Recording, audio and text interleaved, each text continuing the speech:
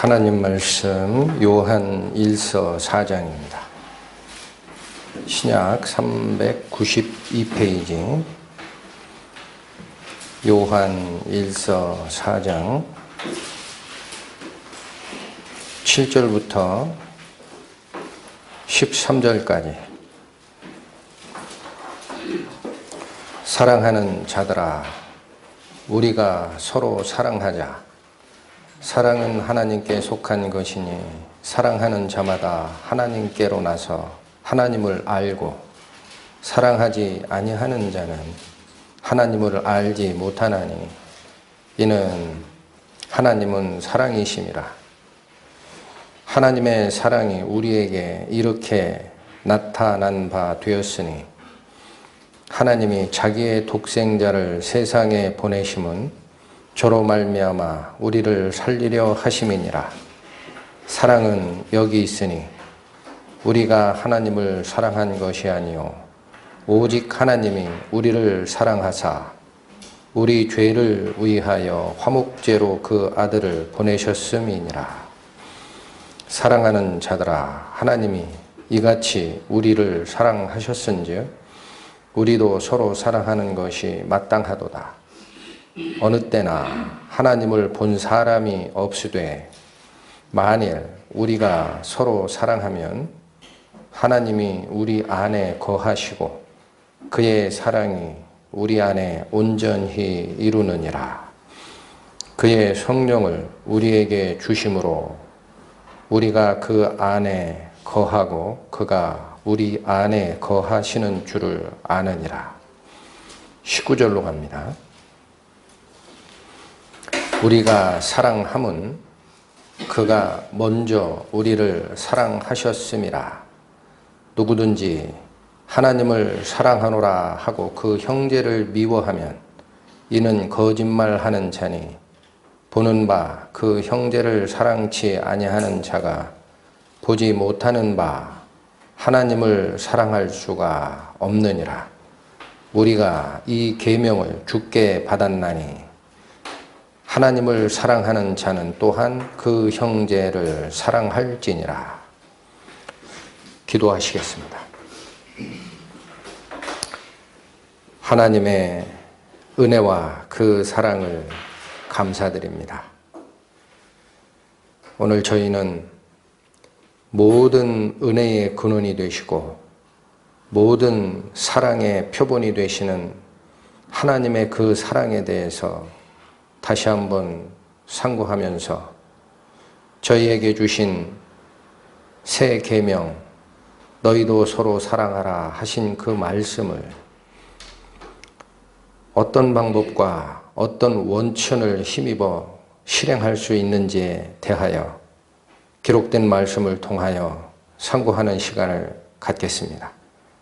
이 시간 온전히 저희의 온 마음을 성령께서 주관하여 주시고 뜻하는 바 기록된 말씀의 참뜻을 가슴으로 받아 내가 가지고 있던 기존의 생각을 물리치고 그 말씀으로 저희의 생각과 행동을 변화시키는 은혜가 우리에게 함께 임하여 주시기를 아버지 하나님께 구하오며 이 모든 말씀 우리를 구원하시고 은혜 속으로 이끌으시는 우리 주 예수 그리스도의 이름으로 감사하며 기도 올렸습니다.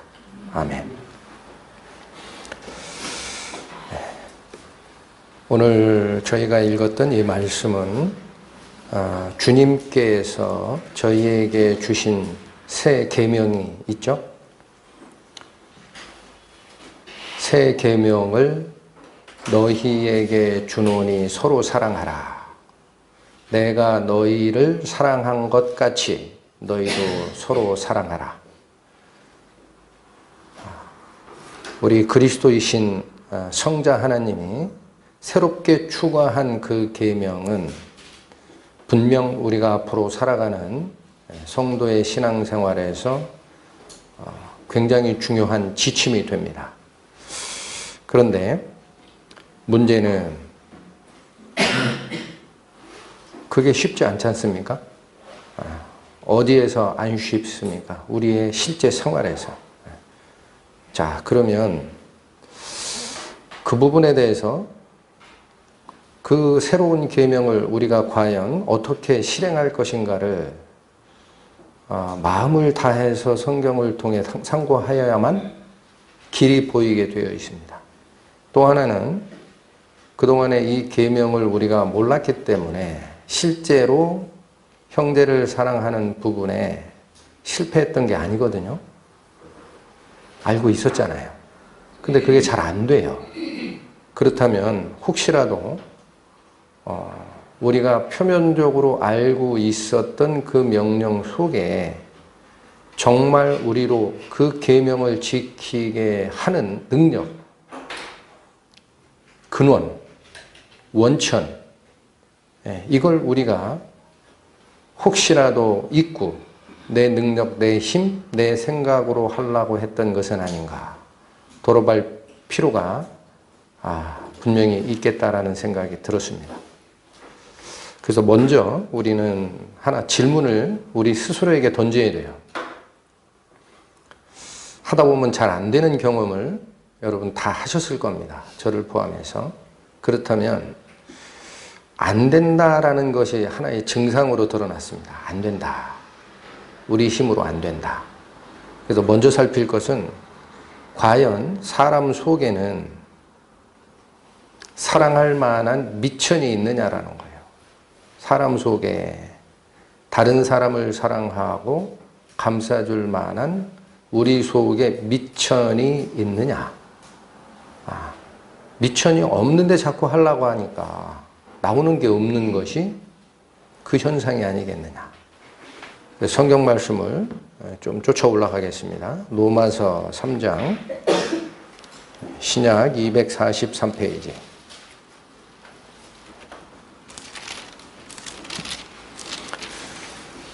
성경에서는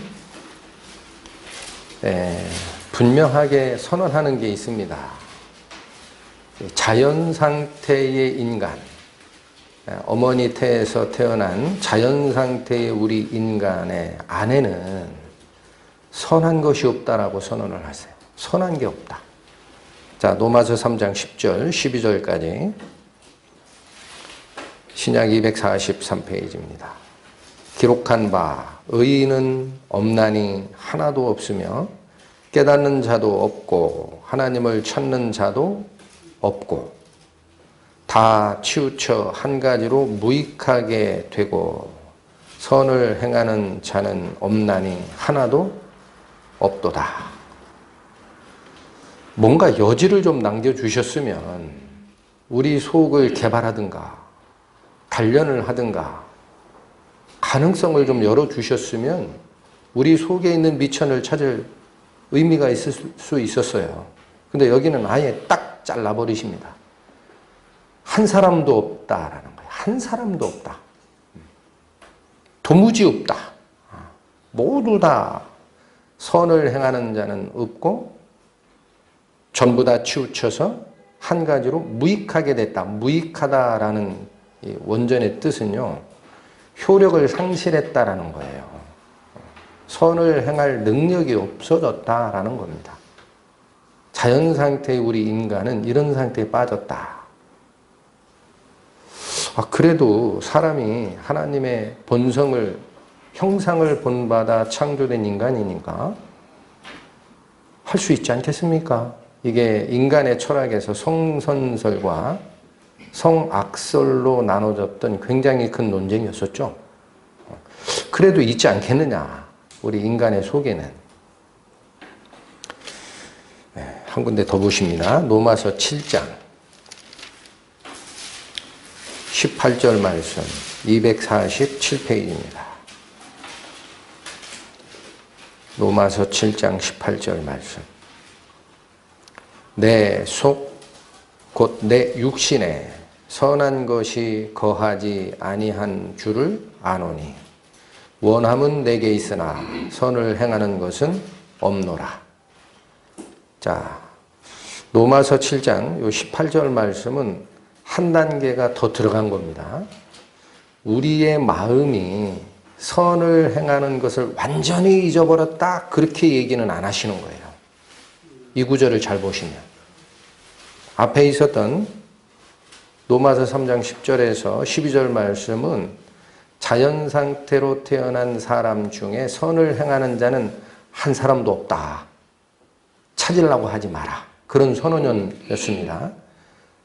그런데 여기 로마서 7장 18절은요. 선을 원하지 않는다라는 것은 아닌 거예요. 다시 읽어보시죠. 18절 내 속, 곧 내 육신에 선한 것이 거하지 아니하는 줄을 아노니 원함은 내게 있어요 없어요? 있어요. 그러나 선을 행하는 것은 있어요 없어요? 없습니다. 그러니까 선을 추구하는 마음, 영원한 것을 사모하는 마음, 하나님을 찾고자 하는 그 근원적 마음은 아직 있어요. 우리 인간의 속에. 그러나 선을 행하는 그 능력 자체는 내 육신에는 없다라는 거예요.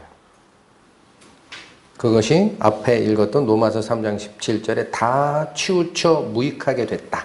효력을 상실했다. 너희는 선을 행할 능력이 이미 없어졌다. 라는 선언입니다. 자, 왜 이렇게 됐을까요? 이 두 가지 구절만 딱 보면은 하나님의 원대한 뜻, 그분의 섭리를 이해 못하는 비기독교적 혹은 불신자들은 야, 하나님이 인간을 창조했다면서 그러면 하나님이 책임져야지. 능력 없게 만들었네. 누구를 탓하느냐. 그렇게 얘기를 합니다. 그게 논리적이다라고 얘기를 해요. 하나님이 지으셨다고 하지 않느냐. 근데 능력 없게 지었네. 그럼 하나님이 잘못했네. 그렇게 얘기를 한다 이거예요. 그러나 성경은 뭐라고 얘기합니까? 지혜자라고 하는 솔로몬이 쓴 전도서에 보시면은 내가 깨달은 것은 오직 이것이라 하나를 선언하는 게 있어요. 내가 깨달은 것은 오직 이것이라. 곧 하나님은 사람을 정직하게 지으셨으나 사람이 많은 꾀를 낸 것이니라. 솔로몬이 평생을 연구하는 것 중에 확실히 깨달은 거 하나가 그거라는 거예요. 하나님께서는 사람을 정직하게 지으셨어요. 그러나 사람이 많은 꾀를 내서 하나님을 떠난 겁니다. 그래서 못하는 거예요. 그게 창세기에 나오는 선악과 에덴 동산을 잃어버리게 되는 낙원을 잃어버리는 그 사건의 기록이 증거하는 겁니다. 하나님이 만드실 때 우리를 어떻게 만드셨습니까? 하나님을 알게 만드셨고 하나님을 쫓아갈 수 있게 만드셨고 악이 범접하지 못하는 선을 행할 수 있는 초기 상태의 의인의 상태로 만드셨어요. 그리고 만든 모든 하나님의 소유물을 인간에게 주셨습니다. 그게 은혜입니다. 누리고 살라. 자, 그런데 굉장히 중요한 명령 하나가 있죠. 다 준다. 하나는 하지 마라. 금했죠. 무슨 뜻일까요? 하나님께서 모든 걸 만드시고 은혜로 인간에게 다 주시면서 누려라 라고 했을 때 인간이 그 은혜의 근원,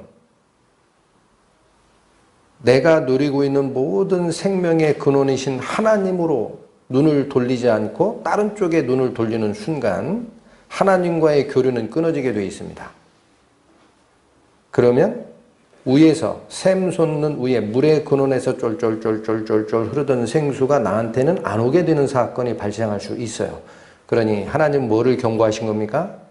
네가 누리고 있는 이 모든 것은 너의 능력이 아니다라는 거예요. 네가 누리고 있는 모든 사랑과 생명의 근원은 나 하나님 창조주에서부터 발원하여 너에게 가고 있으니 내 것이 아님을 알라? 그래서 내가 하나는 금한다라는 거예요. 내 말을 지켜야 된다 너는. 그런데 옆에서 꾀는 자가 살금살금 와서 인간의 뭐를 꾀어요? 이기적인 마음을 꾀습니다. 너도 먹으면 하나님처럼 되는데 왜 내가 하나님처럼 될 수 있는 기회를 방치하고 그 밑에 들어가 종로로 타니? 그걸 살살 꾀습니다. 살살 꾀서 안 죽어. 거짓말이야. 하나님이 막은 이유가 그거야. 너희가 먹으면 하나님처럼 될 걸 하나님이 아셨기 때문에 못 먹겠다. 이기심을 탁 자극하니 눈을 들어보고 유혹에 말렸죠. 그리고 따먹은 순간 하나님의 명에서 떨어져 누구 밑으로 들어갔습니까? 뱀의 가르침 밑으로 들어갔습니다. 이제부터는 이기적인 인간이 된 겁니다. 굉장히 중요한 것. 하나님의 은혜로 사는 인간을 떠나서 내가 주인이 되고 그러므로 내 것을 취하기 위해 남은 사랑할 수 없게 되는 거예요. 그렇지 않습니까? 유한한 자원 2개가 있는데 내가 다 차지하고 싶다 그러면 저 사람 거를 뺏어야 되죠. 이게 이기적인 인간이 되는 첫 번째 발자국입니다. 그러니까 우리 타락한 인간은 전도자가 얘기한 발견한 그 법칙대로 하나님은 우리를 정직하게 지으셨으나 우리가 많은 꾀를 내서 스스로 자기 꾀에 빠진 것이요. 그러니 이제는 원천에서 끊어진 거니까 사랑할 수 있습니까? 없습니다. 그게 본질입니다. 혹자는 그렇게 얘기합니다. 사람도 사랑하지. 아내도 사랑하고 자식도 사랑하고 친구도 사랑하고 그건 사랑 아니면 뭐야? 너무 일도양단하지 말어. 그러니까 세상이 돌아가는 거 아니겠어? 이렇게 얘기를 합니다. 자, 그런데 이 사랑은 하나님이 말씀하시는 사랑과 다른 거예요. 우리 성도들은 그걸 분명히 알아야 됩니다. 사람이 얘기하는 사랑은요, 이기적 사랑입니다. 조건부 사랑입니다. 그것은 하나님 편에 속한 성질이 아니에요. 사탄에 속한 성질이에요. 사탄도 자신을 비슷하게 합리화합니다. 나도 사랑할 줄 알아, 우리 새끼. 그렇게 얘기하는 거예요. 그러니까 우리가 사랑하라라는 하나님의 이 말씀 앞에 우리가 가지고 있던 그 속성이 정말 사랑인가도 색안경을 끼고 다시 봐야 됩니다. 우리가 속고 있는 거 아니야? 이게 사랑이 아니지 않아? 말씀으로 돌아갑니다. 마태복음 5장. 마태복음 5장. 신약성경 7페이지 43절부터 46절까지 말씀. 또 내 이웃을 사랑하고 네 원수를 미워하라 하였다는 것을 너희가 들었으나 나는 너희에게 이르노니 너희 원수를 사랑하며 너희를 핍박하는 자를 위하여 기도하라. 전혀 다른 말씀이 나가는 거죠. 45절 이같이 한즉 하늘에 계신 너희 아버지의 아들이 되리니. 잠깐 끊겠습니다. 이게 무슨 말입니까? 이 말씀의 본질이 무슨 뜻인가요? 하나님의 아들이 되는 자는 하나님을 닮게 돼 있다는 거예요. 사람이 새끼를 낳으면 사람을 낳지 고양이를 낳지 않죠. 고양이가 새끼를 낳으면 고양이를 낳고 개가 새끼를 낳으면 개를 낳듯이 하나님이 아버지다라고 하고 그 밑에 태어난 아들이 있다면 그 아들은 하나님을 닮게 돼 있다는 겁니다. 그러니까 하나님의 사랑을 너희가 드러낼 때라야 진정 너희가 하나님을 닮은 자녀인 줄 알라라는 뜻입니다. 없는데 이런 걸 해가지고 내가 하나님의 자녀로 자격부여를 받는다라는 뜻이 아니고, 이런 성경 말씀을 그렇게 이해하면 굉장히 곤란해져요. 생명의 법칙이 그렇다라는 거예요. 그리고 나옵니다. 이는 왜 이렇게 얘기했는지 아느냐라는 거예요. 이같이 해야만 하늘에 계신 너희 아버지의 아들이다라고 선언을 하셨어요. 예수님께서. 왜 이런 줄 아니? 그런 얘기예요. 이는 왜 이런 줄 아니? 하나님이 그 해를 악인과 선인에게 비추게 하시며 비를 의로운 자와 불의한 자에게 내리우심이니라. 너희가 너희를 사랑하는 자를 사랑하면 무슨 상이 있으리요? 세리도 이와 같이 아니하느냐? 하나님의 속성이 45절입니다. 왜 그런지 아니? 자, 하나님은 의인과 악인이 세상에 섞여 살아요. 악인에게 은혜를 주지 않으려고 하나님이 해를 중간에 가리시는 적이 있습니까? 비를 의로운 자의 밭에만 뿌리고 악한 자의 밭에는 비를 내리시지 아니하신 적이 있습니까? 하나님은 그런 분이 아니다라는 거예요. 하나님은 당신이 가지고 계신 생명의 원천을 공짜로 모든 자에게 다 골고루 주시는 그게 바로 하늘 계신 하나님의 속성이다. 제한하지 않는다. 심판은 나중 일이고 심판이 없다라는 얘기가 아닙니다. 은혜의 때에는 하나님이 당신의 생명의 근원이 되는 태양빛과 비를 내리심을 선인에게 제한적으로 주고 악인에게는 안 주고 하는 그런 하나님이 아니라는 거예요. 그러니까 우리도 이 말씀을 받을 때 굉장히 조심스럽습니다. 우리 가끔가다 그런 거 있잖아요.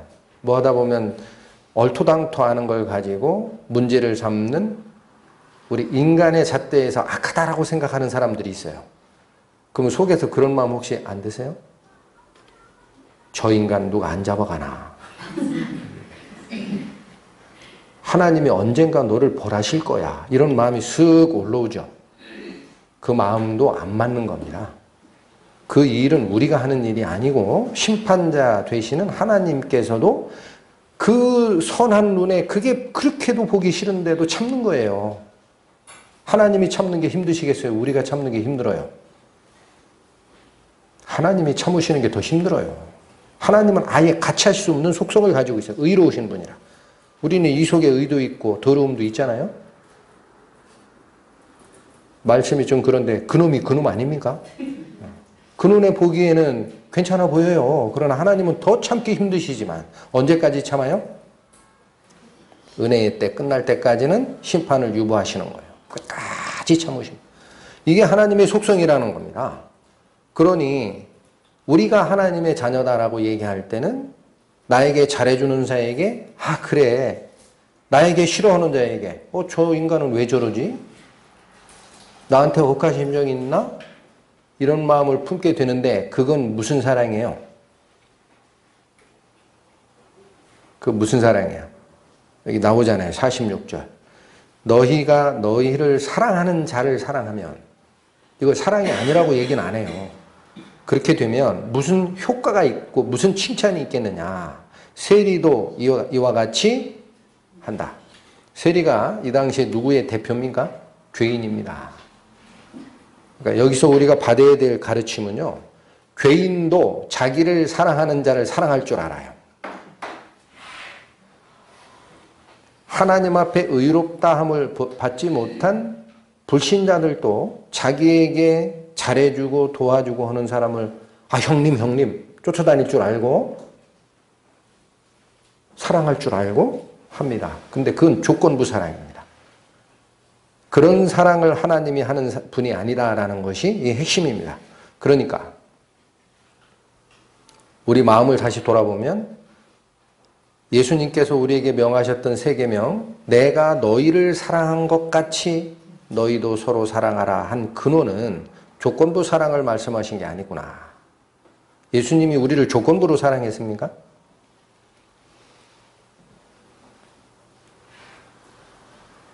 우리가 사랑을 받을 조건을 갖추고 있었나요? 우린 죄인 아닙니까? 무자격자 아닙니까? 하나님을 배반하고 떠났던 배신자 아닙니까? 조건을 아무리 살펴도 우리는 구원받을 조건이 없는 자였어요. 그러나 예수님께서는 조건 없이 사랑하셨습니다. 내가 너희를 사랑한 것 같이. 그러니 말씀을 뭐라고 줘요? 너희 이웃을 사랑하고 원수를 미워하라 라는 옛 말을 너희가 들었으나 나는 너희에게 새로운 말을 한다. 너희에게 저주하는 자에게 축복하고 원수를 사랑해야 맞는 것이다. 왜 그러냐? 그게 하나님의 사랑이기 때문에 그러하다. 말씀을 주십니다. 자, 그러니까 하나님께서 얘기하시는 하나님은 사랑이시라 라는 그 말의 뜻은 조건 보고 사랑한다. 전부를 사랑하시게 된다. 전부를 사랑하시게 된다. 내가 하나님의 자녀라면 그런 조건을 내 생활 속에, 내 생각 속에, 내 행동 속에 배어나게 되어 있다는 겁니다.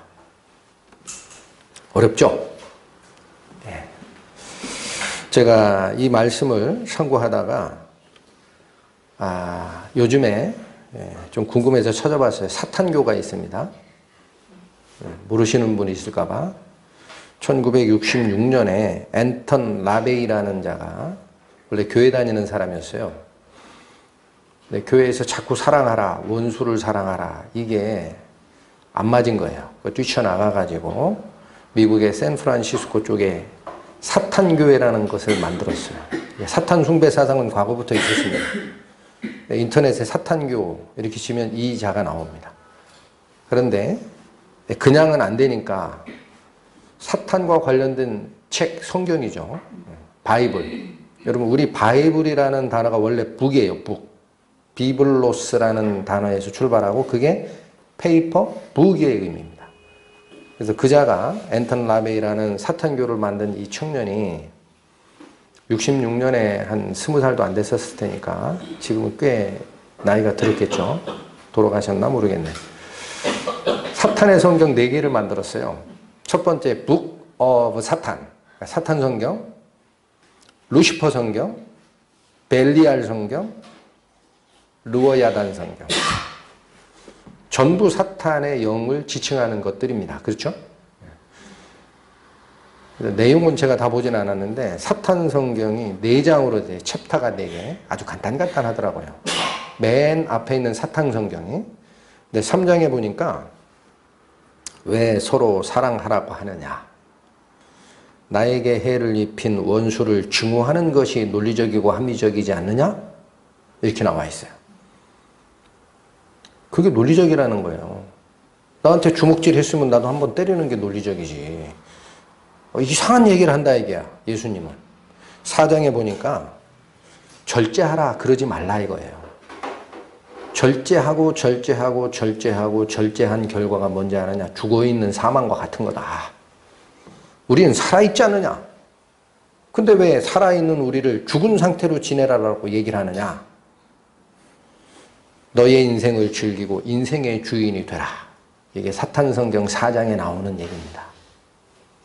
하나님이 얘기하는 이타적 사랑과 반대죠. 제가 이걸 찾아서 설명드리는 이유는요. 우리가 사랑한다라는 말을 할 때 조심해야 됩니다.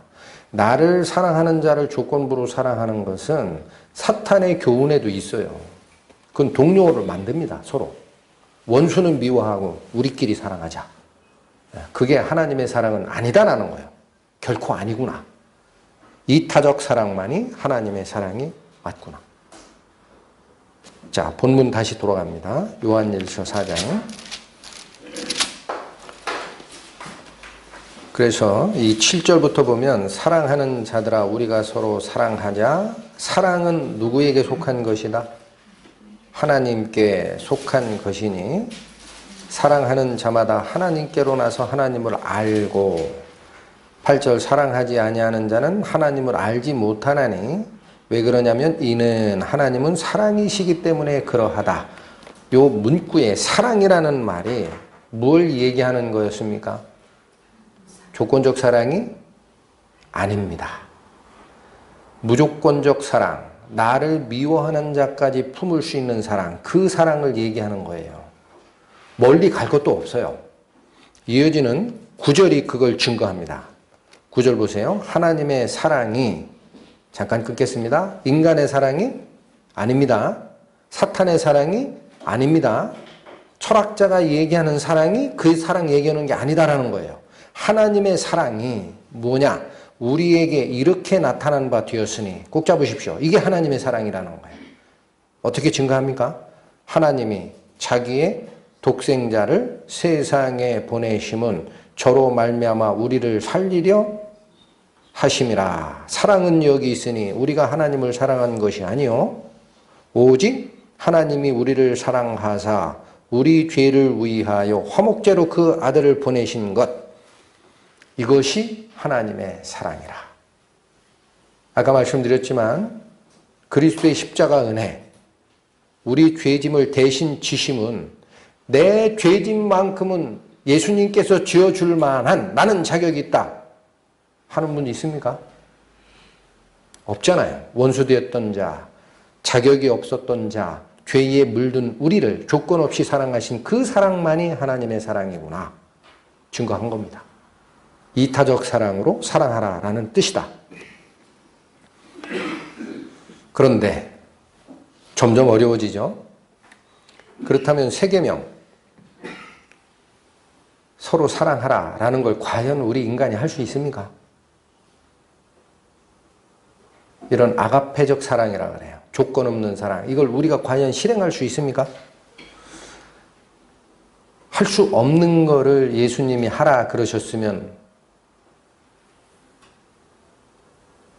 예수님은 못하는 명령을 내리시고 하늘로 가신 분이 됩니다. 그렇지 않겠습니까? 못하는 명령을 주시고 가셨을 리가 없다. 분명히 이걸 할 수 있는 능력과 근원을 성경은 말씀해 주실 것이다. 자, 본문 11절 보세요. 사랑하는 자들아 하나님이 이같이 우리를 사랑하셨은즉 우리도 서로 사랑하는 것이 마땅하도다. 여러분 9절 10절은 하나님의 사랑을 정의한 부분이에요. 하나님의 사랑은 이타적 사랑이고 조건 없는 사랑이고 죄인까지도 사랑하여 자기 목숨을 내놓는 사랑을 하셨다. 그런데 11절부터는 우리가 나옵니다. 이제는 정신을 차리고 말씀 속으로 들어가야 됩니다. 사랑하는 자들아 하나님이 이같이 우리를 사랑하셨은즉 우리도 서로 사랑하는 것이 마땅하도다. 우리말 성경에 말씀대로만 읽으면 이건 의무죠. 의무로 느껴지시죠? 그렇지 않습니까? 하나님이 이런 사랑으로 사랑하셨으니 우리도 어떻게 해야 마땅하다? 서로 사랑하는 것이 마땅하다. 의무인데 이 의무냐 뭐 명령이나 의무나 같은 건데 자 그런데 사랑할 수 있는 근원을 말씀을 통해 쭉 상고하다가 이걸 헬라어 원문으로 봤어요. 내용이 조금 달라집니다. 하나님이 그러니까 이같이 우리를 사랑하셨은즉이라는 그 문장이 있죠. 사랑하셨은즉 이게 조건문으로 되어 있습니다. 처음에는 의아했어요. 이게 왜 조건문일까? 그러니까 조건문을 그대로 말씀을 드리면 만일이라고 되어 있어요. 만일. 그러니까 하나님이 이같이 만일 실제로 우리를 사랑하셨다면 그렇게 되어 있습니다. 그걸 왜 조건절로 썼을까요? 사랑하신 게 맞는데. 자, 일단 조건절로 읽어드리면 이겁니다. 만일 실제로 하나님이 우리를 사랑하셨다면 우리도 서로 사랑하는 것이 마땅한 것이다라는 거예요. 조금 더 바꾸면 만일 하나님의 그 사랑이 실체화된 자가 있다면 얘기가 달라지죠. 하나님의 그 사랑이 객관적 사랑으로 있는 것은 아무 의미가 없어요. 그게 내게 아직 안 된 겁니다. 근데 그 하나님의 사랑이 만약 실제로 우리 안에 이루어졌다면 이라는 뜻이에요. 이 조건절의 의미가. 우리도 서로 사랑하는 것이 마땅하도다라는 이 마땅하다라는 단어도 의무의 뜻도 있습니다. 네, 의무의 뜻도 있어요. 그런데 그 헬라어의 단어의 뜻을 보면은 꼭 그렇게 된다라는 뜻이에요. 꼭 그렇게 된다. 우리도 사랑하게 된다. 자, 얘기가 약간 달라지죠? 무슨 뜻일까, 이게? 무슨 뜻입니까? 다시 정리하면 하나님께서 그리스도를 보내셔서 모든 인간의 죄를 다 짊어지시고 가신 객관적 사랑이 있어요. 객관적 사랑. 그런데 이 객관적 사랑이 있다고 모든 자가 구원을 받습니까? 그분의 사랑이 모든 자에게 실현된 겁니까? 그렇다면 지옥 갈 자는 아무도 없어야 되는 거 아닙니까? 왜 누구에게는 유익이 되고 누구에게는 무익한 상태가 되는 겁니까? 하나님이 이루어 주셨던 그 객관적 사랑이 실제로 나의 영혼에 들어와서 실체화된 사람, 경험된 자만이 하나님의 자녀가 되는 게 맞잖아요. 그러니까 그렇게 된 자는 이란 뜻이에요. 만일 하나님의 사랑이 실체화되었다면 그런 자는 하나님의 사랑을 받아서 사랑을 하게 된다라는 겁니다. 이 말의 뜻이. 의무로 보면 깊이가 잘 안 드러나요. 은혜가. 그 약간 자의적인 설명 아닙니까? 뒤에 또 있습니다. 12절. 어느 때나 하나님을 본 사람이 없으되 만일 우리가 서로 사랑하면 하나님이 우리 안에 거하시고 그의 사랑이 우리 안에 온전히 이루느니라. 12절은 한 단계 더 들어갔어요. 조금 더 구체화된 겁니다. 앞에 어느 때나 하나님을 본 사람이 없으되 이게 무슨 말이에요? 원래 하나님은 눈으로 볼 수 없는 자 그런 뜻이에요. 하나님은 눈으로 볼 수 없는 분이었다. 너희가 알지 않느냐. 그런데 만일 우리가 서로 사랑하면 하나님이 우리 안에 거하신다라는 건 뭡니까? 여기 만일이라는 게 조건절이죠. 예, 좀 어려운 얘기지만 아까 제가 11절에 하나님이 우리를 사랑하셨은 적이 조건절로 되어 있다고 했어요. 근데 그때 사용되는 조건문 자체는 사실상 조건문이었어요. 조금 어려워요. 그 if라는 영어로는 똑같이 만약이라는 단어로 번역이 되지만 달라요. 위에 있는 하나님이 우리를 이같이 사랑하셨은 적은 사실적인 조건입니다. 굉장히 중요한 거예요, 이게. 그런데 이 밑에 12절에 만일 우리가 서로 사랑하면은 그건 옵셔널 가정이라 그래요. 선택적이에요. 좀 어렵죠? 그러니까 하나님이 이루어주신 사랑을 우리가 실체화된 자가 된다면 사랑하게 된다는 말씀이 11절이라면 12절은 뭐냐? 이건 진짜 조건이에요. 만약 우리가 서로 사랑하게 된다면 이라는 거예요. 그건 할 수도 있고 못할 수도 있어요. 그게 옵셔널이라는 거예요. 할 수도 있고 못할 수도 있는데 만약 우리가 사랑하게 된다면 하나님이 우리 안에 거하신다라는 게 무슨 말이에요?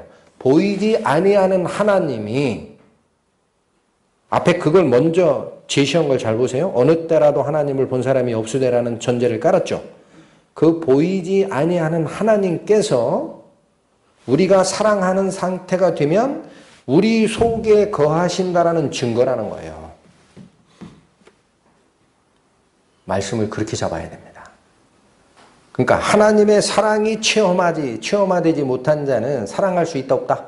없습니다. 그건 조건적 사랑에 머무르는 자들이고 사탄도 그들을 사랑하게 돼 있고 죄인도 그런 정도는 알아요. 그걸 얘기하는 게 아니라 하나님께서 악인과 의인에게 해를 다 비치시고 의인과 죄인에게 비를 다 같이 내리시는 게 하나님이듯이 너희가 아버지, 하늘에 계신 아버지의 자녀가 된다면 원수도 사랑하게 된다. 그게 하나님의 사랑의 근원이니까. 조금 더 정확해졌습니까? 그러시면서 무슨 말씀을 주시느냐. 우리가 익히 알고 있는 우리가 하나님의 사랑을 체험한 자인지 아닌지 증거를 들이댑니다. 그게 13절입니다. 그의 성령을 우리에게 주심으로 우리가 그 안에 거하고 그가 우리 안에 거하시는 줄을 아느니라. 그러면 12절, 13절, 그러니까 11절부터 11절, 12절, 13절을 묶으면 무슨 뜻일까요? 하나님께로부터 진짜로 체험적으로 자녀가 된 자. 하나님이 그 증거로 성령을 우리 마음에 주셨으니까 그 성령을 내 마음에 가지고 있는 자는 무엇이 드러난다는 거예요? 보이지 아니하는 하나님의 성품이 그분의 사랑이 이 속에서 작동하면서 우리가 정말 그걸 닮아가는 행태가 드러난다. 없는데 하라는 게 아니에요. 처음에 제가 뭘 지금 강조해 드렸습니까? 인간 속에는 사랑할 미천이 없다 그랬죠. 근데 없는데 있는 것처럼 그럴듯하게 사랑하는 것처럼 행동하면 하나님께서 너는 내 자녀야 라고 조건을 인정해 줄까요? 그 얘기를 하시는 게 아닙니다. 그 얘기가 아니에요. 우리가 사랑하면이라는 것은 그런 행태가 드러났다라는 것은 이미 보이지 아니하시는 하나님의 성품, 성령을 통해서 우리를 자녀 삼아 주신 그분의 능력이 우리 속에 있기 때문에 그런 실제 사랑하는 행태가 증거로 드러난다라는 겁니다. 이 말씀이. 그게 원천이에요. 하나님의 사랑의 원천. 그러니까 그렇지 않은 자는 아직 하나님 자녀 아니야. 그런 얘기입니다. 심각하게 받으셔야 돼요. 우리가. 그런 사랑을 내가 할 마음이 없고 안 드러나고 완전한 걸 요구하는 게 아닙니다. 증거가 드러나지 않는 자는 아직 하나님의 사랑을 모르는 자다라는 거예요. 아직 구원받은 자 아니다라는 얘기입니다.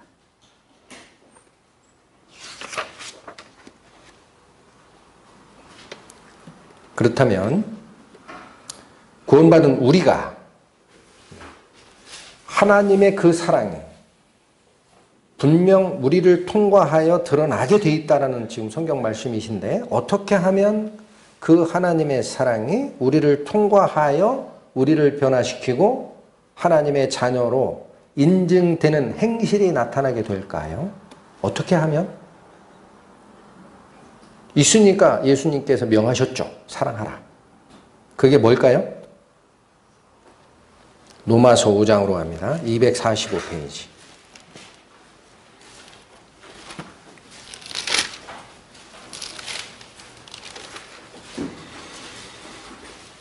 로마서 5장 5절 말씀.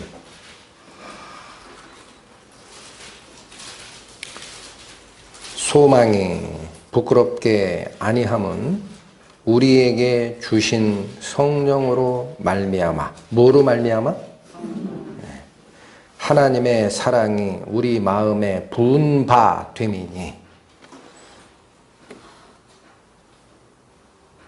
확인하셨습니까? 하나님의 사랑이 우리에게 부어지는 통로가 뭐라는 겁니까? 성령입니다. 그래서 구약의 에스겔서와 예레미야에 뭐라 그랬어요? 내가 너희 남편이 되었어도 너희가 나를 배반한 적이 과거의 그런 규례 상태에선 어쩔 수 없었다. 그러나 내가 이 땅에 새로운 것을 창조하리라. 여자가 남자를 품으리라. 하시면서 뭐라 그래요? 앞으로는 내 영을 너희 속에 두고 그 영으로 하여금 내 명령을 지켜 행하는 때가 있게 되리라. 그게 새 언약이다. 능력을 주시는 겁니다. 신약에는. 하나님의 사랑을 우리가 할 수 있는 통로를 열어주시는 거예요. 뭐로? 성령으로. 하나님의 사랑을 우리에게 부어주시는 것이 무엇이라 그랬어요? 성령이라 그랬습니다. 잡으셨습니까? 그래서 각 사람의 구원받은 자의 영혼 속에는 성령이 함께 하시는 거예요. 그 음성을 항상 들려주시는 거예요. 내 생각 버리고 내가 원하는 방향대로만 쫓아오너라. 그게 성령의 음성입니다. 자, 이 성령이 성경에서는 뭐라고 또 표현이 되느냐? 그게 샘물이라 그래요. 샘물. 성령 그러면 눈이 우리 공간, 3차원적 공간으로 뭔가를 이해하는 우리의 생각 속에서는 잘 이해가 안 되니까 성령은 샘물로 비유를 하십니다. 요한복음 7장으로 가시죠. 157페이지.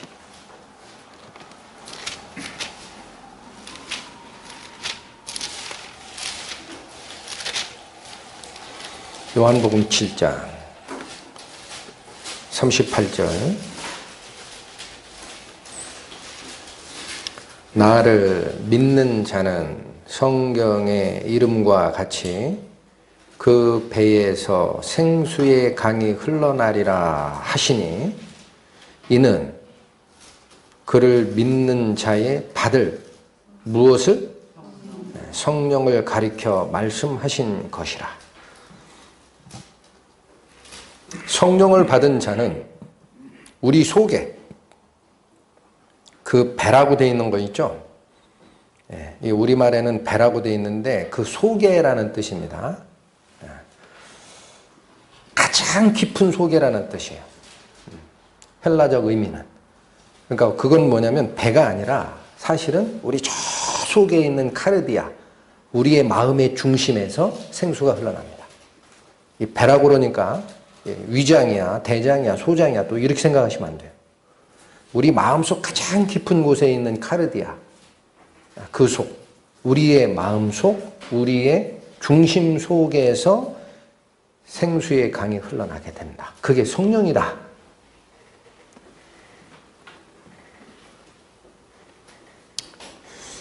한 군데 더 찾고 보겠습니다. 지금 요한복음 7장인데 4장으로 가보세요. 4장 14절.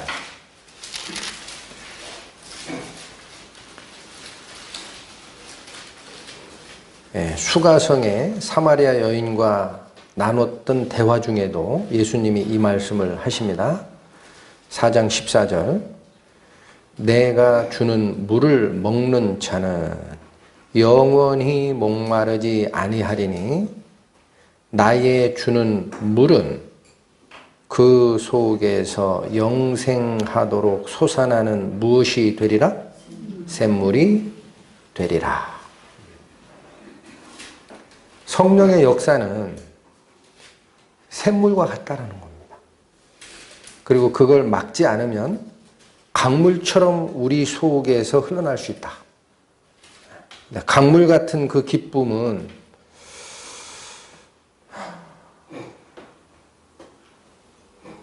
언젠가 이루어주시겠죠. 근데 일단 우리가 가르침을 받을 때 이 샘물의 개념을 잘 기억하셔야 돼요. 샘물. 성령의 역사를 우리 가장 깊은 속에서 솟아나는 생수의 강이 될 것이고, 예수님께서 말씀하신 대로 하면은 영생하도록 목마르지 않게 끊임없이 흘러나는 샘물이 이 속에 있게 된다라는 거예요. 그런데 샘물은 마를 수가 있습니다. 그러니까 마르는 게 아니고요. 여기 영원히 솟아나는 샘물인데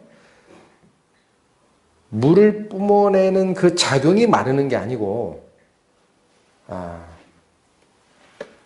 다른 이물질, 진흙, 나뭇잎 이런 것이 그 샘 속에 시간이 가면서 흙이 무너지고 쓱 막아버리면은 밑에서 솟아내는 그 샘물의 힘이 약해지고, 어떤 때는 이게 그냥 이 진흙창을 뚫고 나오질 못하면 그냥 말라버리는 수도 있어요. 샘물의 그 개념이. 근데 우리가 샘물이 왜 흘러내려오던 물이 안 나와요? 그런데 그걸 어떻게 해결하려고 생각하는 경우가 많냐면요. 이 우리 신앙생활에도 굉장히 중요합니다. 밑에 있는 샘물이 말랐네. 첫 번째 방식, 물이 흐르게 하는 방식. 요 밑에 있는 물을 바깥으로 퍼다가 샘이 있는 근원까지 올라가서 붓습니다. 열심히 갖다 부어요. 그럼 물이 흐르는 것처럼 보이죠? 생명수가 흐른 겁니까? 아닙니까? 아니죠. 그러니까 우리가 형제를 사랑하는 것도 그렇게 사랑하는 게 아니에요. 안 되는데, 억지로, 어거지로, 용서가 안 되는데, 하려고 하는 척? 그거는 성령의 역사가 아닙니다. 두 번째 방법이 있습니다. 잘 안 될 때 샘물이 흐르게 하는 방법은요, 뭔가 막혔다라는 거예요. 그럼 거기 올라가서 이물질을 걷어내는 거예요. 저는 가끔 그런 말씀 드리는데, 아주 어렸을 적에 시골에서 농사 짓고 살았어요. 그래서 굉장히 힘들었어요. 근데 아버지가 돌아가셨지만 가끔 그래요. 우리 논에 보면 천수답이 있고, 천수답은 뭔지 아시죠? 하늘천 물수, 하늘의 물만 받아서 농사 짓는 논을 천수답이라고 합니다. 답은 논답자예요. 그러니까 비가 안 오면 말라가 버리는 논이 있고, 그 퐁퐁퐁퐁퐁 솟는 샘이 논 일부에 있는 게 있어요. 그 둔벙이라고 합니다. 물만 가둬두는 게 아니고요, 솟아나요. 이건 비쌉니다. 논을 팔 때. 그 굉장히 2배 이상 주고 사요. 근데 저희 아버지께서도 이런 한 푼 없이 일제시대와 유교를 거쳤으니까 하다가 어떻게 남의 품살이 하다가 논을 하나 샀는데 3배 주고 샀다라는 그 논이 있어요. 왜 이렇게 비싸게 주고 샀나 했더니 거기 샘이 있대요. 둔벙. 근데 농사 짓다가 보면은 그게 마를 때가 있거든요. 잘 안 나와요, 물이. 그러면 하루 날 잡아가지고 가자 그래요. 지게 지고 삽 가지고 가서 또 이 물 품어내는 도구가 있습니다. 그 두레박이라고 하나? 진짜 지금 용어를 잊어먹었어요. 품는 게 있어요. 둘이 가서 아버님 열심히 그거 하나 품어내느라고도 힘들어요. 한 4톤짜리 트럭에 담는 물탱크, 탱크롤이 있죠? 그 정도 물이 돼요. 그 둔벙에. 다 퍼내면 바닥에 뭐가 있냐? 진흙벌이 있어요. 당연히 그렇죠. 비 오고 홍수지고 논에 있는 흙 들어가고 하니까 그러면 삽으로 그 뻐럭을 다 긁어내요. 그거 힘들어요. 그건 제가 해야죠.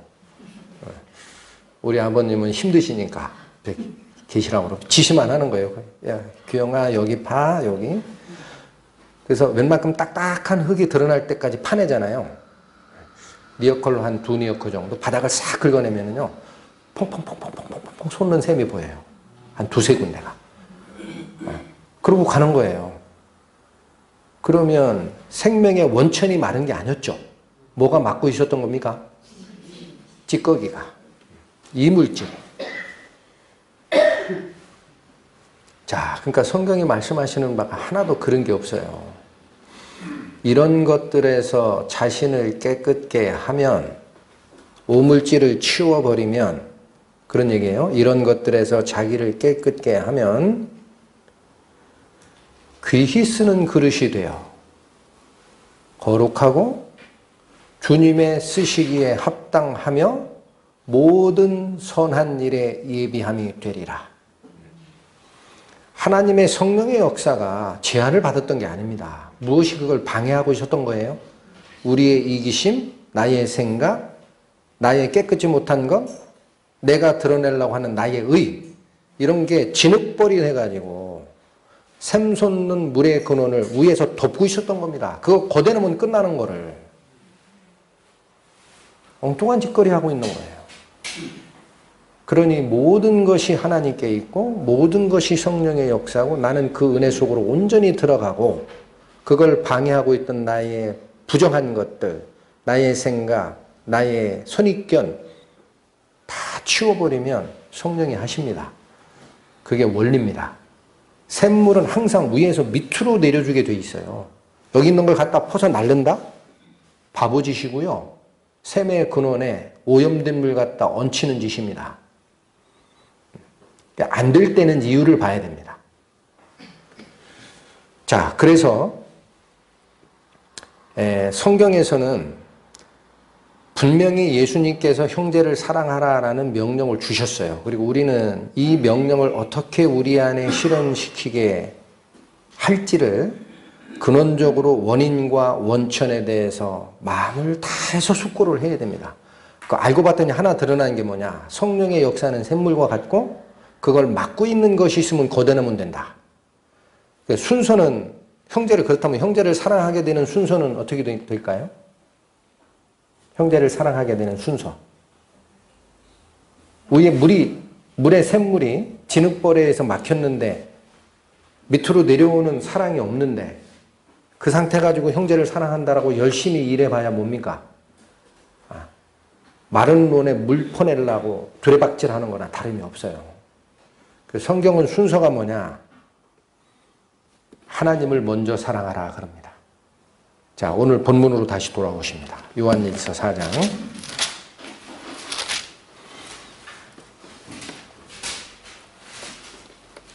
19절 말씀.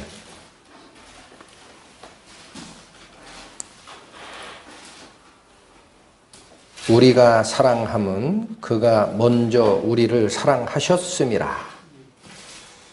자, 여기도 너무 압축적으로 돼 있어가지고 의미 전달이 약간은 부족합니다.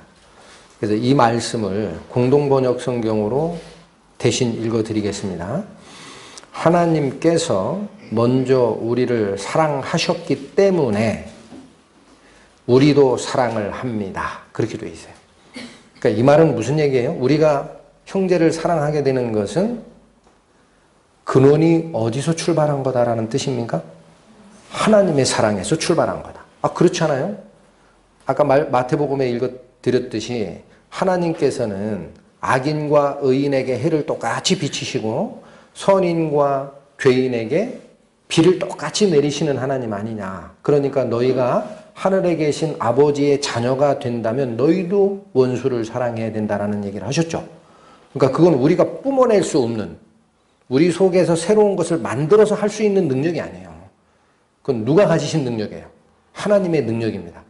그러니까 그 하나님의 능력이 우리를 통과해야만이 형제를 사랑하고 원수를 사랑하는 근본적 변화가 일어나는 거지, 위에서 물이 말랐는데 자꾸 밑에서 뭔가를 하려고 해봐야 됩니까? 안 됩니까? 쓸데없는 짓이에요. 순서가 중요합니다. 여기 그 말씀 하시는 거예요. 다시 보세요. 요한일서 4장 19절. 우리가 사랑함은 그가 먼저 우리를 사랑하셨음이라. 순서가 뭐가 먼저예요? 하나님이 우리를 먼저 사랑하신 것이 먼저입니다. 그러니까 그분의 사랑이 우리를 통과하지 않는 한은 우리는 형제 사랑이고 이웃 사랑이고 가능합니까? 안 된다는 거예요. 여기 분명히 그렇게 되어 있죠? 이어지는 말씀도 그렇습니다. 이어지는 말씀도 21절 보세요. 우리가 이 계명을 주께 받았나니 하나님을 사랑하는 자는 또한 그 형제를 사랑할지니라. 뒤에 나오는 형제를 사랑할지니라 라는 말이 예수님이 주신 문맥에 나오는 새 계명이죠. 그렇죠? 너희는 서로 사랑하라. 내가 너희를 사랑한 것 같이 너희도 서로 사랑하라. 그 새 계명의 문장에는 하나님을 사랑하라라는 말은 없어요. 그 새 계명의 문장 안에는. 그런데 여기 분명히 신약 성도이신 요한 사도가 쓰신 겁니다. 이 새 계명, 이 계명을 주께 받았나니 이 말이 뭐예요? 예수님께 받은 계명이 이거다라는 거예요. 근데 여기 앞단에 뭐를 얘기를 하십니까? 하나님을 사랑하는 자는 또한 그 형제를 사랑하게 된다. 또는 해야 마땅하다라는 거예요. 여러분, 이제 잘 보세요. 이거 굉장히 중요한 거니까. 19절은 우리가 형제를 사랑하게 되는 근원은 뭐가 먼저 있기 때문에 그렇다라고 얘기를 했어요. 하나님이 먼저 우리를 사랑해 주신 게 있기 때문에, 그분의 샘의 근원이 있기 때문에 그 물을 받아서 우리도 밑으로 흘러내릴 수가 있다는 겁니다. 그런데 21절은 살짝 바뀐 게 보여야 됩니다. 똑같은 얘기를 계속하는 게 아니에요, 성경이. 하나님이 먼저 우리를 사랑하셔서 우리는 그 사랑을 받아 형제를 사랑하게 된다가 19절이라면 21절은 약간 바뀐 거예요. 계명을 받았다라는 거예요. 이건 명령이에요. 명령은 뭐예요? 원리가 아니라 너희가 이렇게 하라라는 거예요. 행동 지침이 계명이에요. 명령을 받았는데 무슨 명령이냐? 하나님을 사랑하는 자는 또 그 형제를 사랑해야 된다. 그럼 여기 사랑의 대상이 형제 사랑 말고 뭐가 다시 언급이 됐습니까? 하나님을 사랑하는 경우에는 형제도 사랑해야 된다. 하나님을 사랑한다 하면서 형제를 사랑하지 않는 건 있을 수 없다. 사랑의 대상이 하나님이 다시 등장하셨죠. 그러니까 우리가 주님께 받았던 계명에 하나님을 사랑하라라는 것이 문맥에는 없다 해도 원천적으로 그 안에 숨어 있는 거예요. 왜 그래요? 왜? 하나님이 먼저 우리를 사랑하셨기 때문에 그 사랑을 받아 우리도 사랑할 수 있다 그러죠. 근데 그 하나님이라는 사랑의 원천, 생명의 원천, 샘의 근원이 되는 부분을 잊어버리면 여기서 사랑할 수 있어요? 안 되죠. 이걸 받아야 사랑할 수 있죠. 그러면 하나님의 사랑을 받으라라는 말이 하나님을 사랑하는 자다라는 거예요. 이 말이. 아직은 느낌이 잘 안 나타나요. 대상이 형제 사랑이라는 사랑의 대상 말고 하나님을 사랑한다라는 것을 집어넣었어요. 요한 사도가. 그러니까 형제 사랑은 하나님 사랑과 따로 떨어져 있는 게 아니고 같은 거다. 연결되어 있다는 사실까지 우리가 알았어요. 근데 어떻게 하나님을 사랑합니까? 자, 이제 숙제 하나가 풀려야 됩니다. 어떻게 하나님을 사랑할 수 있어요? 우리가. 여기까지는 여러분 다 연결됐죠? 사랑의 근원이 하나님이시니까 그분이 먼저 우리를 사랑한 게 있어서 그 근원을 가지고 형제를 사랑하게 된다. 또 하나는 그렇다면 형제를 사랑하라라는 것은 사랑의 대상이 형제로 제한된 게 아니고 하나님을 사랑하고 그리고 형제를 사랑하는 것으로 두 개가 연결되어 있다는 사실까지 확인이 됐습니다. 그럼 어떻게 하나님을 사랑해요? 21절 그렇게 되어 있습니다. 하나님을 사랑하는 자는 또한 그 형제를 사랑할지니라. 어떻게 하나님 사랑합니까? 우리 안에 하나님 사랑이 있어요, 없어요? 근원적으로 하나님이 없는 상태에서는 없다 그랬죠? 우리 안에 우리 속 우리 육체 속에 선한 것이 거하지 아니하는 줄을 내가 안다. 그래서 원함은 내게 있으나 실제로 행함은 없어요. 무익하게 됐어요. 효력이 없어요. 능력이. 그러니까 내가 하나님을 사랑하고 싶은 원함이 있어도 내 자체적으로 하나님을 사랑할 수 있겠느냐라는 겁니다. 이것도 미천의 문제예요. 내 미천이 있느냐, 이게 하나님을 사랑할 미천이 있느냐. 이거 해야 형제 사랑이 되니까. 맞죠? 하나님을 사랑하는 자가 형제를 사랑하게 되게 돼 있으니까 하나님을 사랑해야 될 거 아닙니까? 어떻게 사랑해요, 하나님을? 오늘 말씀드리고 싶은 게 이겁니다, 사실은. 자, 요한복음 갑니다. 14장. 요한복음 14장 보세요.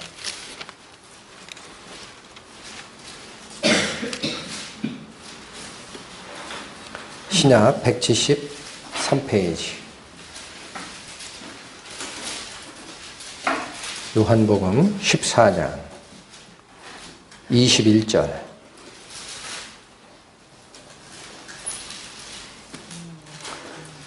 나의 계명을 가지고 지키는 자라야 나를 사랑하는 자니. 자, 하나 이제 드러났습니다. 하나님을 사랑하는 것은 무엇을 어떻게 하는 겁니까? 하나님의 계명을 지키는 것이 하나님을 사랑하는 거예요. 여기는 예수님께서 말씀하셨기 때문에 예수님의 계명을 지키는 자가 예수님을 사랑하는 자라는 얘기입니다. 다시 읽습니다. 나의 계명을 가지고 지키는 자라야 나를 사랑하는 자니 나를 사랑하는 자는 내 아버지께 사랑을 받을 것이요 나도 그를 사랑하여 그에게 나를 나타내리라. 분명히 예수님이 하신 말씀이고 나의 계명을 가지고 지키는 자라야 나를 사랑한다 그랬으니까 이거 잘못하면 논리가 순환됩니다. 예수님의 계명이다라고 사실 잘못된 버릇인데 예수님께서 주신 계명이라고 딱 제안하면은 형제 사랑하라는 게 계명이죠. 추가하신 계명이니까. 그 이전의 계명은 하나님이 주신 계명이고 그러니까 이 말씀을 주님이 주신 그리스도께서 주신 계명이다라고 얘기를 하면 형제를 사랑하는 자라야 나를 사랑하는 거야. 이렇게 또 돌게 돼 있어요. 이게 순환이에요, 순환. 그러니까 결국 하나님 사랑, 예수님 사랑은 형제 사랑이 없으면 아무것도 없는 거야. 도돌이표가 됩니다. 그런데 이어지는 말이 뭐예요? 나를 사랑하는 자는 내 아버지께 사랑을 받을 것이요. 누구를 끌고 들어오십니까? 성부 하나님.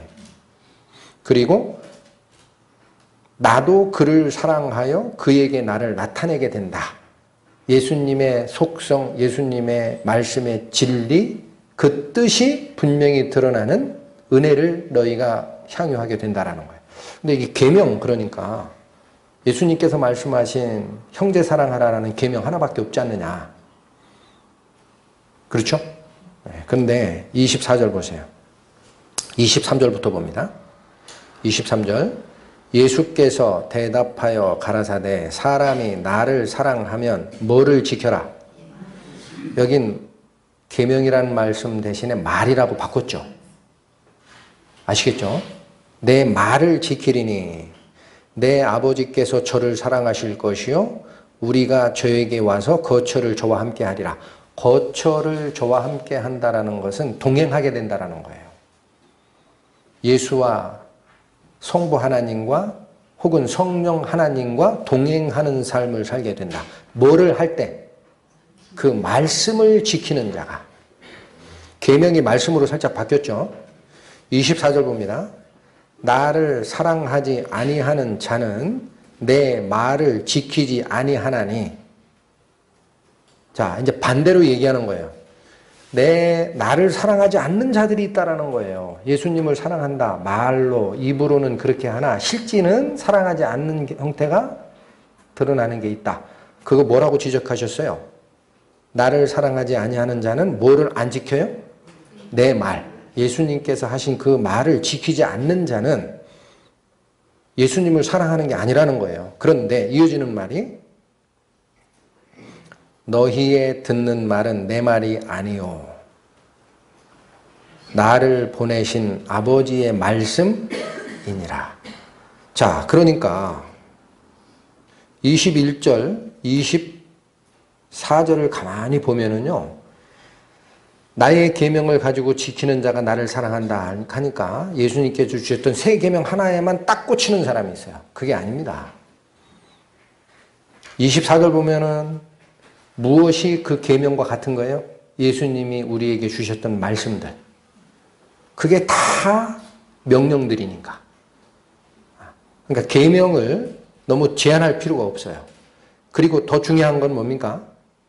더 중요한 것은 21절에도 나를 사랑하면 내 아버지께도 사랑을 받는다 그러고 아버님을 끌어왔죠. 성부 하나님을 끌어들였죠. 근데 24절에 보면 뭐라고까지 얘기합니까?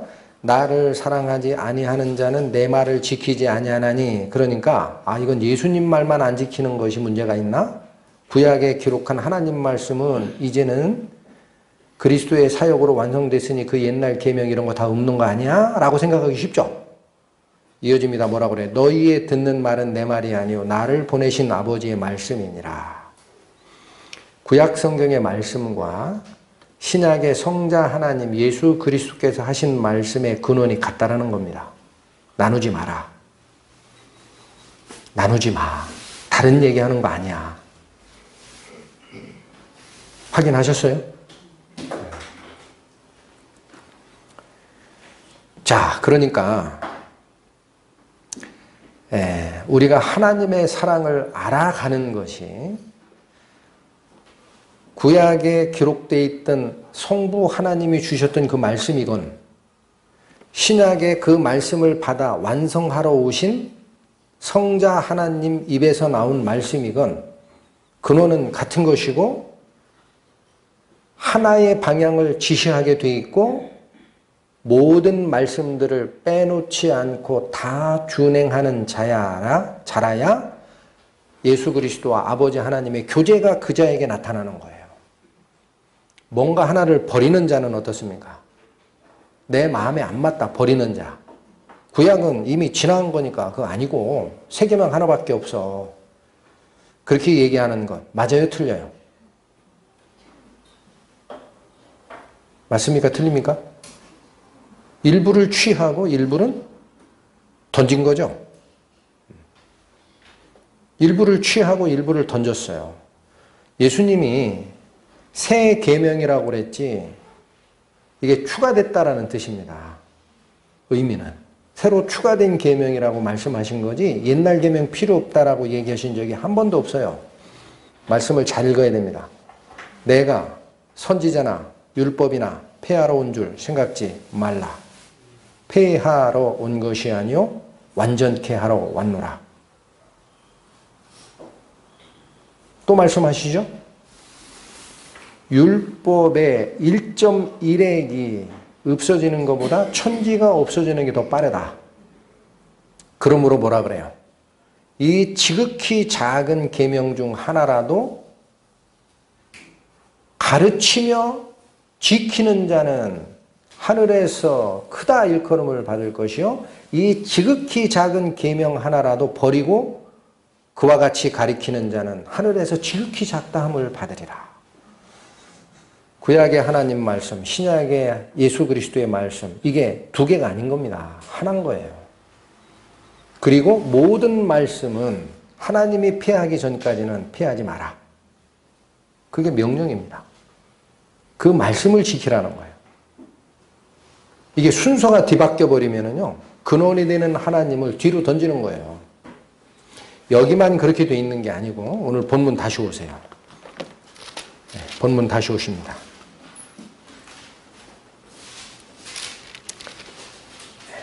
요한일서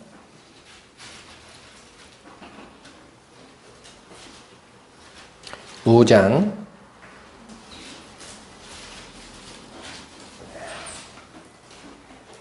2절 보세요. 자, 방금 전까지 저희가 살폈던 것은 요한일서 4장 19절은 우리가 사랑하게 되는 근원은 하나님께서 우리를 먼저 사랑하셨기 때문에 그 샘에서 솟아나는 사랑의 능력을 받아 우리도 사랑하게 된다라는 얘기를 하셨고, 21절에 우리가 받은 계명이 뭐냐면 하나님을 사랑하는 자는 또한 형제도 사랑하라. 두 개가 붙어 있다라는 말씀을 주셨어요.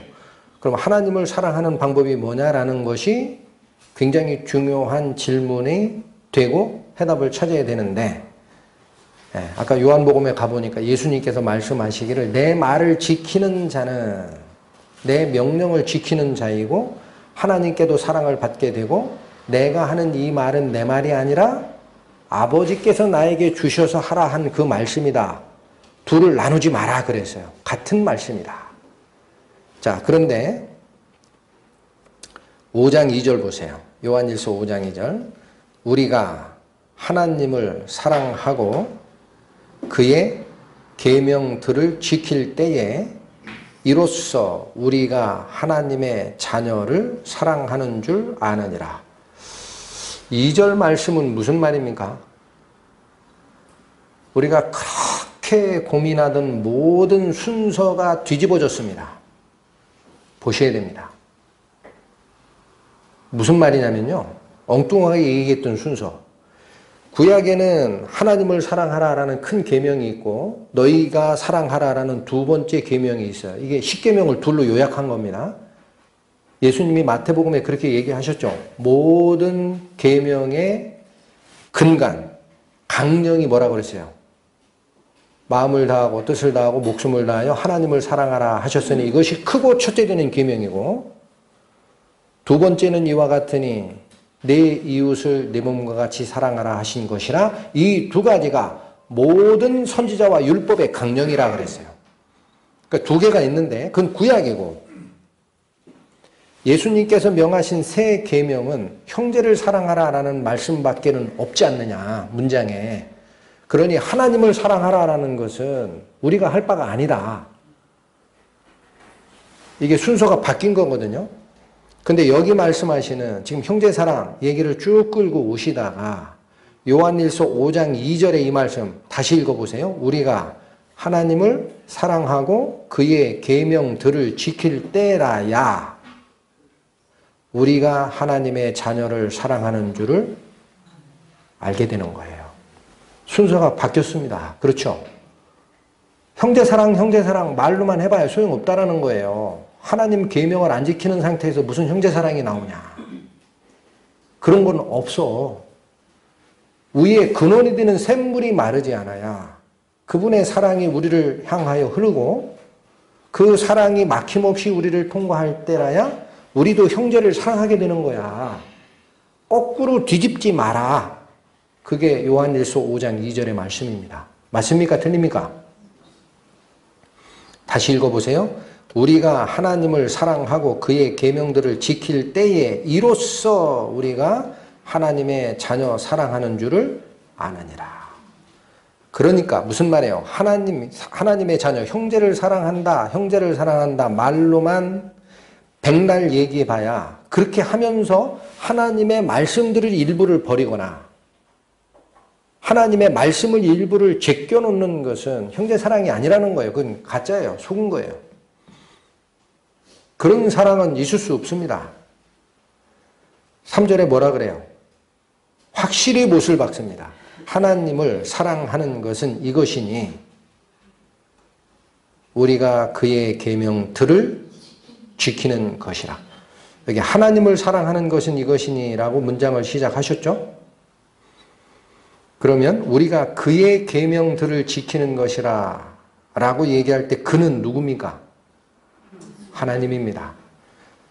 성부 하나님과 성자 하나님이 근원적으로 한 분이시지만 구약의 옛 계명이냐 주님께서 새로 추가하신 새 계명이냐라는 걸 판단할 때는 이 인칭이 굉장히 중요해요. 여긴 예수님이 얘기하는 게 아니에요.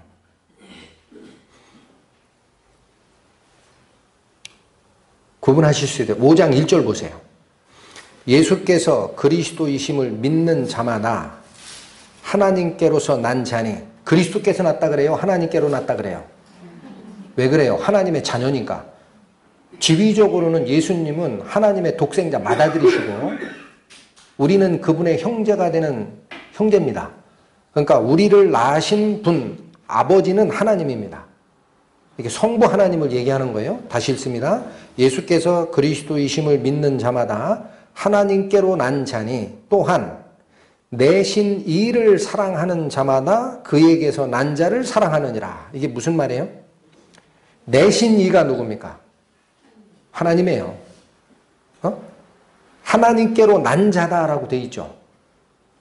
예수께서 그리스도임을 믿는 자마다 하나님께로 난 자다. 즉 하나님의 자녀다.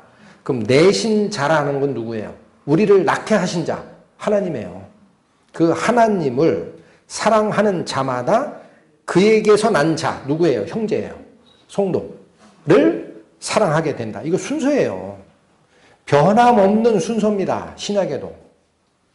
그러시면서 3절에 뭐라고 못을 박으신 겁니까? 하나님을 사랑하는 것은 이것이니. 이게 예수님이에요? 성부 하나님이에요? 성부 하나님이죠. 1절부터 구분했어요. 예수님을 믿는 자는 하나님께로 난 자녀다. 3절 하나님을 사랑하는 것은 이것이니 멀리서 찾지 말라는 거예요. 어떻게 하나님을 사랑해?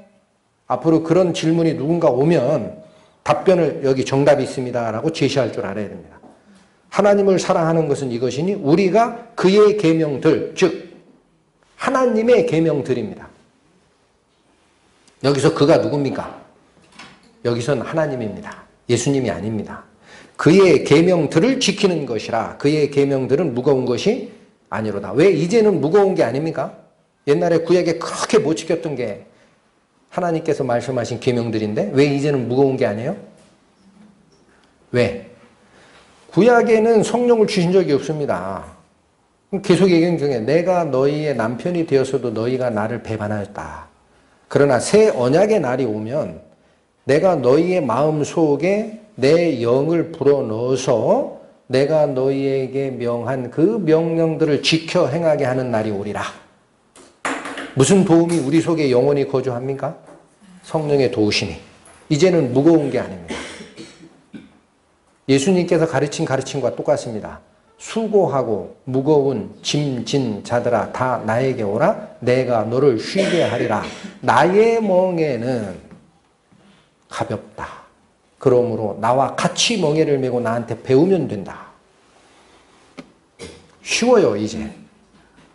성령이 이끄시는 바대로 가면 하나님의 계명들이 여기 단수가 아닙니다.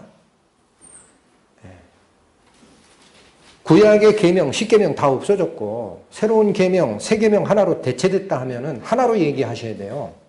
여기 계명입니까? 계명들입니까? 계명들. 그가 누구라고 그랬어요? 하나님. 어떻게 구약의 계명들이 없어졌다고 얘기를 할 수 있습니까? 네?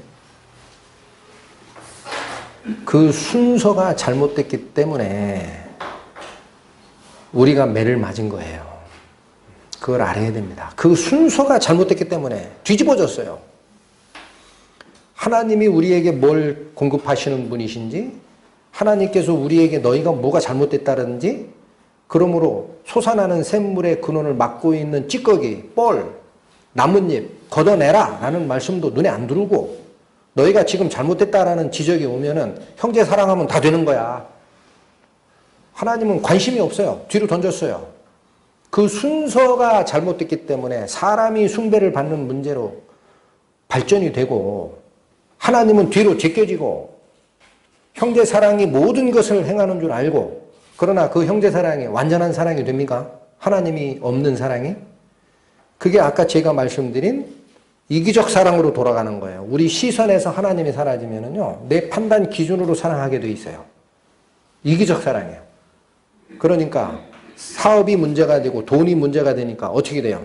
이제는 하나님이 없는 상태에서는 자기 판단대로 사랑을 하게 되니까 서로 싸웁니다. 하나님을 향해 가는 그런 일이었으면 왜 싸웁니까? 네 거다 내 거다. 어디로 간 거예요? 판단 기준이? 이기적 시점으로 다시 돌아갔죠. 왜 그래요? 하나님을 잊은 자니까. 예레미야 2장 봅니다.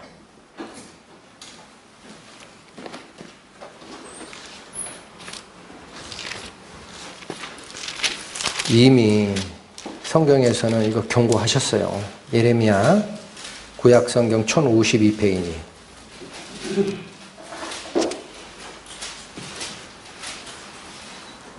예레미야 2장 13절 말씀.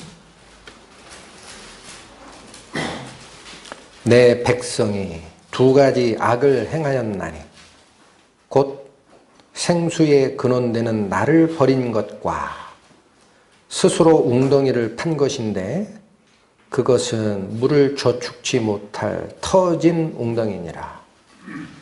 생수의 근원이 하나님이신데 하나님을 버리면 어디서 물을 공급받습니까?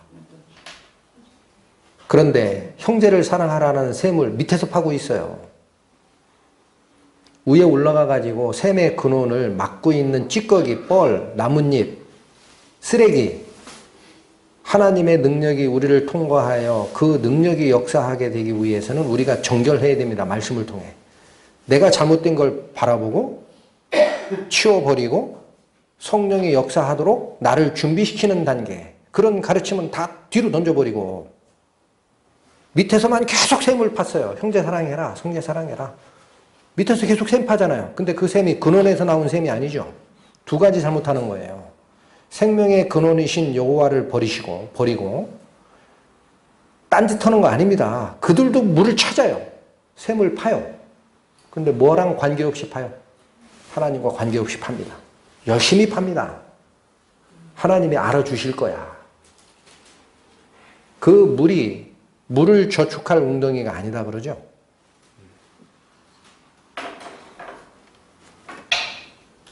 그 눈물 많았던 예레미야 선지자가 남유다 백성들에게 이걸 얘기를 한 거예요. 하나님께 돌아가야 된다. 우리 잘못했어. 엉뚱한 소리 하지 말고. 왜 말씀 뒤로 던지냐. 뭘 가지고 물을 네가 끌어다가 사랑할 수 있어. 밑에 하류 쪽에서 쓸데없는 바닥이 모래인 그 상태에서 계속 우물 파봐라. 물이 거기 고이나. 어디로 가야 됩니까, 우리는? 샘의 근원을 막고 있는 것은 무엇이 있는지, 우리가 잘못된 것은 무엇이 있는지, 이런 것들에서 자기를 깨끗게 하면 거룩하고 귀히 쓰는 그릇이 되어 주님의 쓰시기에 합당하고 모든 선한 일을 행하기에 예비함이 되리라. 그게 준비 단계입니다. 준비 단계. 하나님 말씀 앞에 우리가 무엇이 잘못됐는지를 발견하고 우리의 더러움을 하나님께 내놓고 이제는 주님의 말씀으로 깨끗게 하소서. 나의 판단과 나의 기준을 내가 내려놓게 하소서. 위에서 흘러나는 샘물만을 받아 형제를 마음의 중심으로부터 사랑하는 능력을 우리에게 허락하소서. 이게 먼저 되지 않으면 형제 사랑이 뭐가 됩니까? 엉뚱한 샘 파는 거예요. 엉뚱한 샘 파는 겁니다. 그러니까 설교가 잘못 나가도 뭐라고 얘기가 돼요? 우리끼리 사랑하면 되지. 그게 최고의 계명 아니야? 설교는 조금 잘못할 수 있어. 사람들이 부족하니. 개떡같이 얘기해도 찰떡같이 우리가 들으면 돼. 물론 일부는 맞아요. 설교자가 완전할 수 없습니다. 잘못된 얘기를 전할 수도 있습니다. 그러나 중요한 것이 있습니다. 순서가 바뀌는 설교가 나갈 때가 있어요. 순서가 바뀌는 설교. 그거 다 없어졌다. 이거 하나밖에 없어. 예수님이 분명히 얘기했잖아요. 순서를 정해줬잖아요. 크고 첫째 되는 계명은 하나님을 마음을 다하고 목숨을 다하고 뜻을 다하여 사랑하라. 우리 오늘 배운 말씀대로 바꾸면 어떻습니까? 마음을 다하고 목숨을 다하고 뜻을 다하여 하나님의 말씀을 버리지 말라. 절대. 두 번째는 이와 같으니 내 이웃을 내 몸처럼 사랑하라. 셈의 근원을 막고 있는 것이 무엇인지 모르기 때문에 문제가 생기는 겁니다.